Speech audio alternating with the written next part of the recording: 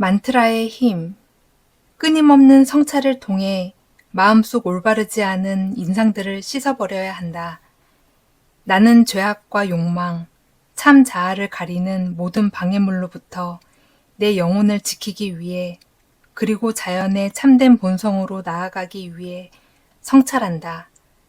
나는 사물의 본성을 가려내고 그 가치에 따라 사물을 사용할 것이다. 자연이 우리에게 준 이 힘을 기억하라. 요가 수업을 듣거나 힌두 철학 혹은 불교를 접해본 사람들은 만트라에 대해 한 번씩 들어보았을 것이다. 산스크리트어에서 만트라는 신성한 것의 발현이라는 뜻이인데 기본적으로 단어, 주문, 생각, 소리로 표출되며 이를 통해 정신적 명료성과 영혼이 고양되는 느낌을 경험할 수 있다. 만트라는 집중을 방해하는 사념들을 차단할 수 있기 때문에 명상 과정에 특히 도움이 된다. 아우렐리우스도 수트와 철학의 만트라를 제안했다.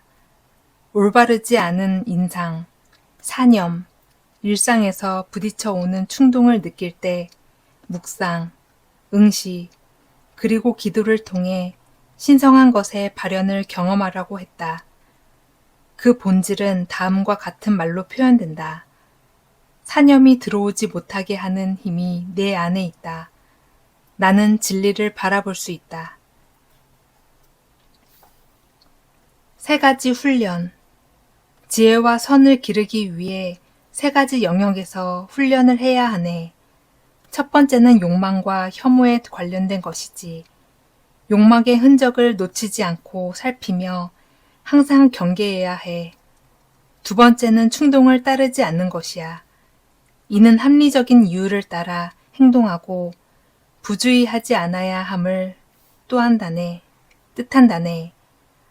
3번째는 올바른 판단력이야. 우리 마음을 기만하지 않고 평정심을 유지할 수 있도록 노력해야 하는 것이네. 그리고 이 영역들 가운데 가장 중요하고 조심스럽게 훈련해야 하는 것은 첫 번째 영역이야. 우리가 마음의 욕망과 혐오에 빠져들 때만큼 강렬한 감정은 없다네. 에피테토스는 지혜와 선을 위해 3가지 훈련을 제안한다. 가장 먼저 할 것은 욕망해야 하는 것과 혐오해야 하는 것에 대한 숙고이다. 왜일까? 그래야만 선한 것을 추구할 수 있으며 악한 것을 피할 수 있기 때문이다. 단순히 우리 몸에 귀를 기울이는 것만으로는 충분하지 않다. 성적 욕망만큼 우리를 잘못 인도하는 욕망은 없다. 그 다음으로는 무엇을 하고자 하는 동기, 즉 충동을 알아야 한다. 우리는 어떤 일을 행할 때 그것이 합당한 이유가 있기 때문인지 아니면 단순히 생각을 멈추지 못했기 때문인지를 구별할 줄 알아야 한다. 마지막은 판단력이다. 자연이 우리 인류에게 준 위대한 선물인 이성으로 명확하게 바라볼 수 있을 때 우리는 올바른 판단을 내릴 수 있다. 3 영역은 조금씩 다르지만 분리되어 있지 않고 불가분의 관계에 있다.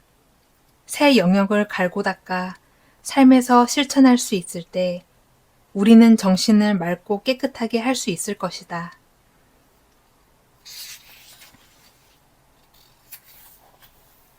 작은 일에 최선을 다하라. 행복은 작은 일을 통해 깨닫게 된다. 그리고 이것은 결코 작은 일이 아니다. 좋은 사람이라는 평판은 그가 한 말 때문이 아니라 그가 행한 바람직한 행동 때문에 만들어진다. 이는 마법 같은 단 한 번의 행동이 이루어내는 것이 아니라 바람직한 선택의 누적이 만들어내는 것이다. 정확한 시간에 일어나고 잠자리에 들며 유혹에 저항하고 자신에게 투자하면서 자신의 일을 하는 것. 그럼에도 실수를 하지 않으려는 노력.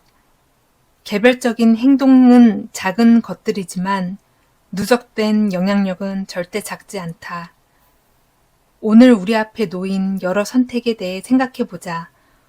어느 것이 옳은 선택인지, 어떤 것이 쉬운 선택인지 알 수 있는가? 옳은 것을 선택하라. 그리고 이 작은 것들이 누적되면 변화를 향해 어떻게 나아가는지 지켜보라. 눈앞에 있는 일을 집중하라. 매일매일 닥쳐올 모든 일을 로마인들처럼 강건한 마음으로 처리하라. 엄격하고 단순한 위엄, 애정과 자유, 그리고 공평 무시함으로써 대하라. 이것 외에 다른 시험은 생각하지 말라. 합리적 이성이 감정에 휘둘리지 않도록 하고 잡념에 매이지 않으며 극적인 상황과 자만심, 공정한 몫에 대한 불평을 잠재워라. 마지막인 것처럼 주어진 일에 접근하라. 이 몇 가지를 배우는 것만으로도 풍요로운 삶과 득실한 인생을 완성할 수 있을 것이다. 이를 끊임없이 실천할 수 있다면 신도 우리에게 더 많은 것을 요구하지 않는다. 현대인들은 너무 많은 생각을 한다. 오늘은 뭘 입지? 그가 나를 좋아할까? 유행에 뒤처지진 않았나? 살아있는 동안 꼭 해야 할 일이 무엇이 있을까? 내 작업을 상사가 만족해야 할까? 이제 그만 우리 앞에 놓인 것에만 집중하도록 하자. 뉴 잉글랜드 패트리어츠 구단의 감독 빌 벨리칙 또한 팀의 선수들에게 그렇게 이야기했다. 나가서 자네들의 일을 할게. 우리는 로마인처럼, 훌륭한 군인처럼, 기술을 갈고 닦는 장인처럼 수많은 장애물 앞에서 다른 사람을 신경 쓰지 않고 묵묵히 나의 길을 걸어갈 수 있어야 한다. 아우렐리우스는 마지막인 것처럼 주어진 과제에 도전하라고 했다. 그렇게 해야 결과가 좋을 수 있기 때문이다. 그렇지 않으면 우리 앞에 놓인 모든 것들은 방해물일 뿐이다.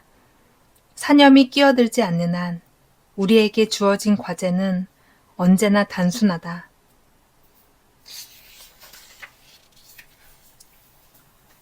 모든 것을 알 필요는 없다.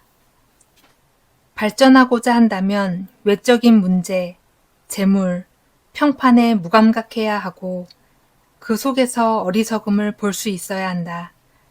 많이 알고 있는 것처럼 보이는 것을 경계하라. 누군가 당신을 중요한 사람으로 간주한다면 스스로를 불신하라. 과잉 연결된 사회에서 살아가는 현대인들에게 가장 큰 영향력을 미치는 것은 미디어이다.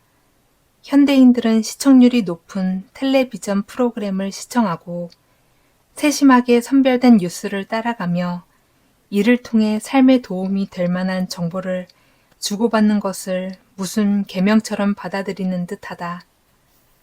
하지만 이런 것들이 정말로 필요한가? 이런 것들은 권력이 우리에게 강제하는 의무인가? 아니면 다른 사람에게 어리석게 보일 것 같은 두려움 때문에 알고 있어야 하는가? 정보를 알고 있다는 게 삶에 큰 영향을 미치지는 않는다. 얼마나 많은 시간과 에너지, 그리고 지적 능력을 동원해야 미디어 소비를 극적으로 줄일 수 있을까? 매일 쏟아지는 스캔들, 긴급 속보, 이것들 중 대다수는 일어나지 않는다.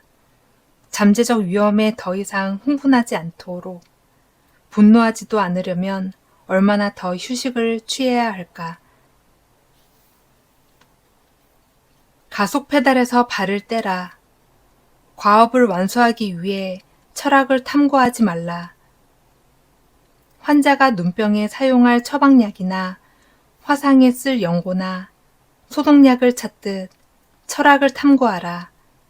이렇게 철학을 대해야 이성에 순응할 수 있으며 그 속에서 안정을 찾을 수 있다. 바쁠수록 더 많이 일하고 더 많이 배우고 더 많이 읽어야 하지만 끊임없이 변화하는 세상 속에서 우리는 더욱 헤매기만 할 뿐이다. 돈을 벌어야 하는 동시에 창조적이어야 하고 끊임없이 자극받으며 앞으로 달려가야 한다. 그래야만 모든 일이 잘 되는 것처럼 보인다. 하지만 그럴수록 철학계의 삶과 멀어져 간다. 길을 잃고 헤매는 삶을 사는 사람은 스트레스가 쌓이고 감당할 수 없을 정도로 심각한 우울증에 빠지며 정작 삶에서 중요한 것들을 잊어버린다. 궁극적으로 이는 지적인 태만이다. 그 결과 현대인들은 트라우마 덩어리가 되어 있다. 이럴 때 스스로에게 제동을 거는 것만큼 중요한 것은 없다. 가속 페달에서 발을 떼고 관성에서 벗어나야 한다. 스토아 철학은 영혼을 위한 처방전이다. 철학만이 현대사회의 병으로부터 우리를 구제할 수 있으며 삶의 활력을 되찾아 줄 수 있다. 이 실천적인 사상으로 우리를 치유하자.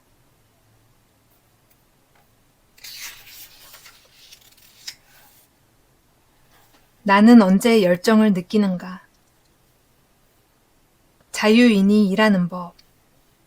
사랑이야말로 우리가 배워야 할 겸손의 예술이니 인간들은 그 안에서 머물러야 한다. 우리는 우리가 가진 모든 것을 신에게 전적으로 위탁한 사람처럼 하루를 살아야 한다. 우리는 타인에게 폭군도 노예도 되어서는 안 된다. 주말 밤 뉴욕이나 로스앤젤레스의 코미디 클럽에 들르면 세상에서 가장 유명하고 상업적으로도 성공한 코미디언들을 만날 수 있다. 그들은 적은 관중 앞에서 공연한다. 영화 혹은 텔레비전에서의 성공에도 불구하고 여전히 그곳에서 코미디의 기본 문법을 다진다. 그들은 종종 이런 질문을 받는다.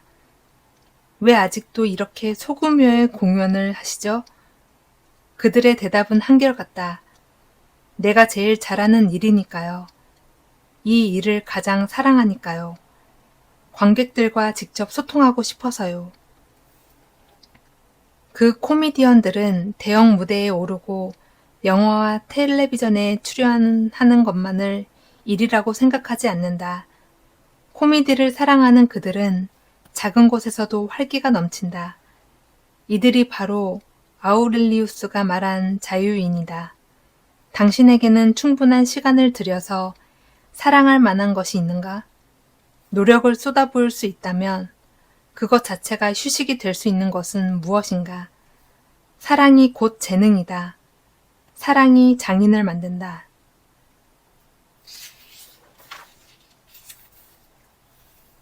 시작하는 마음. 그러나 소크라테스가 뭐라고 말했는가? 비옥해지는 땅을 바라보는 농부의 즐거움처럼 살이 오르는 말을 바라보는 군인의 마음처럼 하루하루 달라지는 내 모습을 보는 것이 즐겁다고 하지 않았냐? 사업을 시작하는 것만큼 격렬한 감정을 불러일으키는 일은 없다. 모두들 최대의 보상을 기대하면서 뛰어든다. 헤아릴 수 없는 많은 시간을 바치고 수없이 위험을 무릅쓰며 자신의 모든 것을 투자하는 이유가 여기에 있다. 그렇다면 나의 일상을 위해서도 사업을 일궈나가는 것과 동일한 정성을 기울여야 하지 않을까? 우리는 이런 믿음으로 사업을 시작한다. 이제 시작이야. 조금씩 자리를 잡아나가게 될 거야. 시간이 지나면 파트너도 직원과 고객도 늘어날 것이고 투자가들이 우리를 알아보게 되고 자산도 불어날 거야.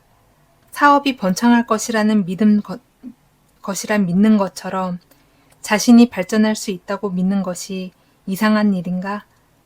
우리에게는 그만한 열정이 있어야 한다. 불안은 어디에서 오는가? 수심이 가득한 사람을 볼 때마다 나는 자신에게 묻는다네. 저들이 바라는 것은 무엇일까? 만약 저들이 자신의 능력 밖에 있는 것을 원하지 않는다면 저토록 걱정에 사로잡혀 고통받을 필요가 있을까? 늦은 시각에 귀가하는 딸을 노심초사하며 기다리는 아버지가 원하는 것은 무엇일까? 세상은 언제나 안전해야 한다는 것일까? 격분한 여행객이 바라는 것은 무엇일까? 여행하는 동안 날씨는 항상 쾌청하고 교통편은 자신이 원할 때 출발할 수 있도록 준비되어야 한다는 것일까? 신경이 날카롭게 곤두선 투자가는 무엇을 바라는가? 시장 상황은 유동적이지만 수익은 항상 남아야 한다는 것일까?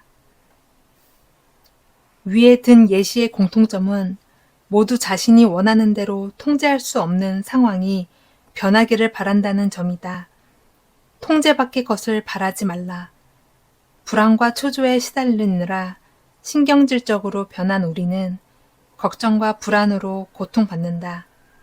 시계의 초점을 응시하고 비가 내리는 하늘을 노려보고 교통 상황을 체크하고 주식 시장의 상황판을 바라보면서 통제할 수 없는 것이 바꿔지길 바라는 것은 신이 우리의 세속적인 소원을 들어줄 것이라 믿는 것과 다르지 않다.